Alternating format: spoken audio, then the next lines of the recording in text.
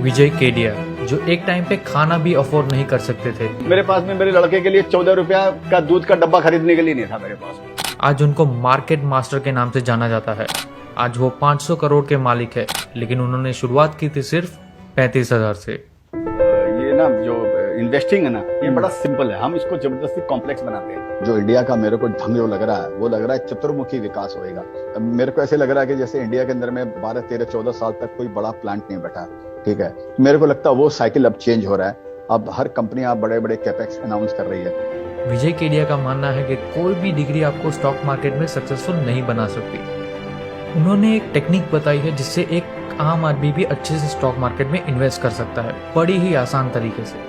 ये बाद में डिस्कवर हुआ कि मैंने शायद जो किया अनजाने में, वो स्माइल फॉर्मूला के अंदर में आता है। पहले मेरे को स्माइल नहीं मालूम। उनकी कुछ गलतियां भी है और लेसन्स भी है जिसको आप इम्प्लीमेंट कर सकते हो मार्केट क्रैश और 2023 जैसे नेगेटिव सिचुएशन में भी। जहाँ ये समझ में आता है ना, अपने हाथ में आ गया मार्केट, वही मार्केट आपको थप्पड़ मार के सीधा कराता है। विजय केडिया ने कोलकाता की एक मारवाड़ी फैमिली में जन्म लिया था और मेरे दादाजी ब्रोकर थे, स्टॉक ब्रोकर थे कोलकाता में। मेरे पिताजी का देहांत जल्दी हो गया जब मैं 14 साल का था और वो 40 साल के थे। मिस्टर केडिया को फैमिली ब्रोकिंग बिजनेस में इंटरेस्ट नहीं था। उन्होंने 3 साल बाद उसको छोड़कर कंप्लीटली अपने ट्रेडिंग पे ध्यान देना शुरू कर दिया।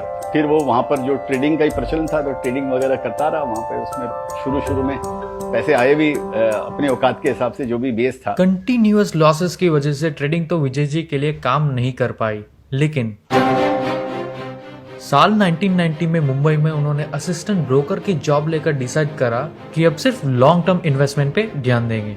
लेकिन बहुत से ट्रेडिंग लॉसेस की वजह से सिर्फ 35,000 बचे थे उनके पास, जो कि पूरी की पूरी अमाउंट उन्होंने पंजाब ट्रैक्टर्स नाम के स्टॉक में इन्वेस्ट करी। ये स्टॉक 6 गुना बढ़ जाता है सिर्फ 3 साल में। और मेरे को ये समझ में आ गया कि मेरे को ये टर्मिनोलॉजी समझ में नहीं आता। उसमें हम लोग आरओसी, आरओई ये सब तो कोई बातें नहीं करते थे।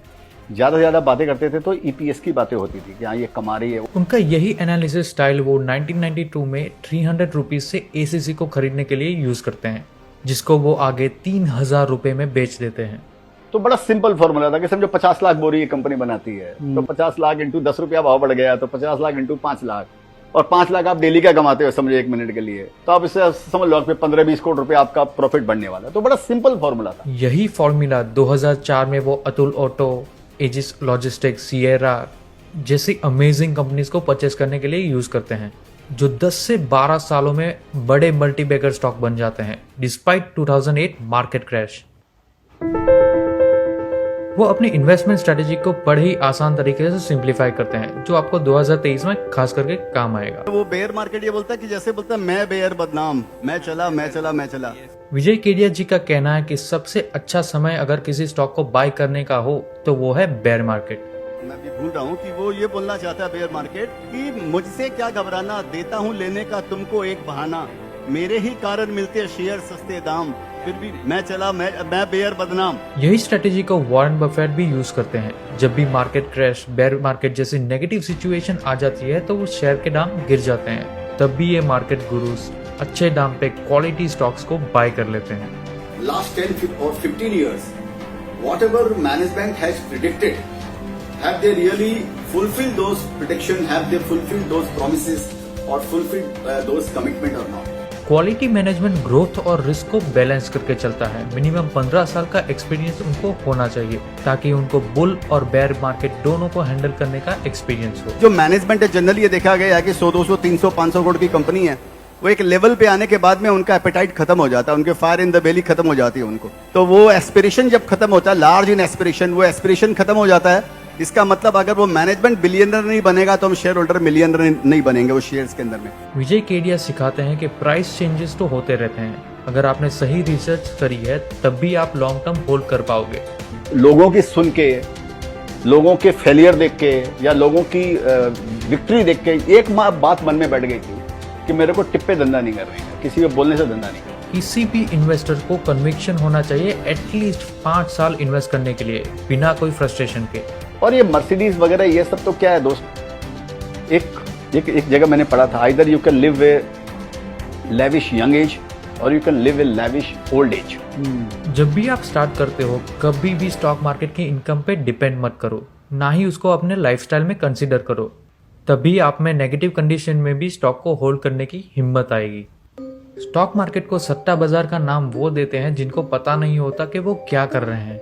शायद ईश्वर का कुछ देन होगी कि वो करेज दिया था, लेकिन करेज भी आपकी दुधारी तलवार है। दो तरह की तलवार है, वो आपकी रक्षा भी कर सकती है और आपको गला भी काट सकती है। खुद की फंडामेंटल रिसर्च को देखकर ही इन्वेस्ट करो। अगर आप अपनी इनकम और एक्सपेंसेस को समझते हो, रिस्क कैपेसिटी को पहचानते हो, तो ही आपको करेज और क्लियरिटी आएगी होल्ड करने में, और आप आसानी से पता कर सकते हो कि कौन से स्टॉक आपके लिए सही है। कि ड्रग से भी ज्यादा ये ट्रेडिंग का जो नशा है वो ड्रग से भी ज्यादा खतरनाक होता है। आपको अपने इमोशंस को कंट्रोल में रखना है। अप ट्रेंड में ना ही आपको ज्यादा ऑप्टिमिस्टिक होना है, ना ही आपको डाउन ट्रेंड में ज्यादा पेसिमिस्टिक। हमेशा अपना अप्रोच बैलेंस करके रखो। अभी एक मार्जिन ऑफ सेफ्टी तो है कि सपोज जैसे ये शेयर्स है, अगर मैं ये ले लिया, अगर ये डूब भी गया जैसे आपने बताया जी, वो डूबने से मेरे दिमाग में खाली एक ही रहता है कि मेरी लाइफस्टाइल चेंज होगी क्या। लाइफस्टाइल मेरी चेंज नहीं होने वाली है तो मेरे को कोई दिक्कत नहीं। फोकस्ड रहो उस इंडस्ट्री में जिसका आपको बिजनेस समझ में आता है। अगर आप सब कुछ करने की कोशिश करोगे तो आप कुछ भी नहीं कर पाओगे। ठीक, अभी मेरे को 4-5 दिन पहले किसी ने एक प्रपोजल भेजा, कोई एलईडी बनाने वाली कंपनी कि सर ये ऐसा करना, मतलब मेरे को इंटरेस्ट है। मेरे को पढ़ना भी नहीं, क्यों पढ़ रहा हूँ तो मेरे दिमाग में मेरी मेमोरी यूज कर रहा हूँ, मैं मेरे फोकस यूज कर रहा हूँ, एनर्जी यूज कर रहा हूँ। मैं मेरे को जिस रास्ते जाना नहीं उसका नाम भी नहीं पूछना, मेरा दादा ने समझाया था, तो मेरे को जाना ही नहीं उस रास्ते के।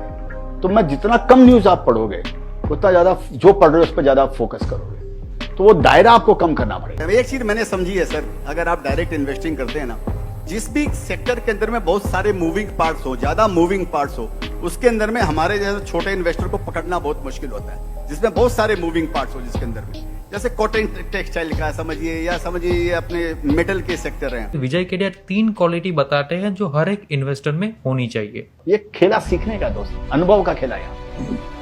अगर पैसा, मेरा कोट है, money is the only skill you have in stock market, very soon you will go broke. किसी भी इन्वेस्टर को सक्सेसफुल रहने के लिए ट्रेंड के साथ रेलेवेंट रहना जरूरी है, जो कंटिन्यूअस नॉलेज गेन करने पे ही आएगा। मेरा मेन प्रोफेशन थिंकिंग है। मेरे को लगता है कि एज एन इन्वेस्टर मेरा काम है खाली सोचना, और दुनिया में क्या हो रहा है वो देखना चुपचाप। चाहे ऑस्ट्रेलिया में क्या हुआ, या कोविड का क्या हुआ, यूरोप में क्या हुआ, लंदन में क्या हुआ, इंडिया में क्या हुआ, कौन से सेक्टर में क्या हुआ, स्टील में क्या हुआ, फार्मा में क्या हुआ, जहां तक हो सके उन सब की खबर रखना, और उन सब डॉट्स को अपने इन्वेस्टमेंट में आकर उनको मिलाना।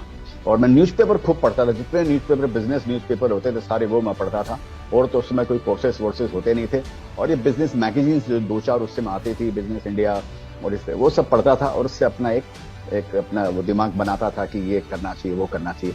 उसमें संयोग से सफलता मिली। करेज और कन्विक्शन दोनों आपको बिल्ड करना ही पड़ेगा, और एक्सेप्ट करना पड़ेगा अपने लॉसेस को भी।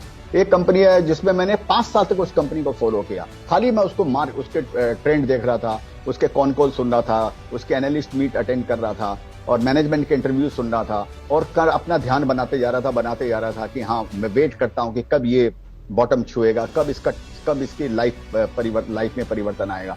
फिर मैं जाकर उन शेयर्स को लिया। पेशेंस। विजय केडिया का कहना है कि Rome wasn't built in a day. आपको बिजनेस क्वालिटी और परफॉर्मेंस को ध्यान में रखकर पेशेंस रखना है। कभी भी पैनिक सेलिंग नहीं करनी।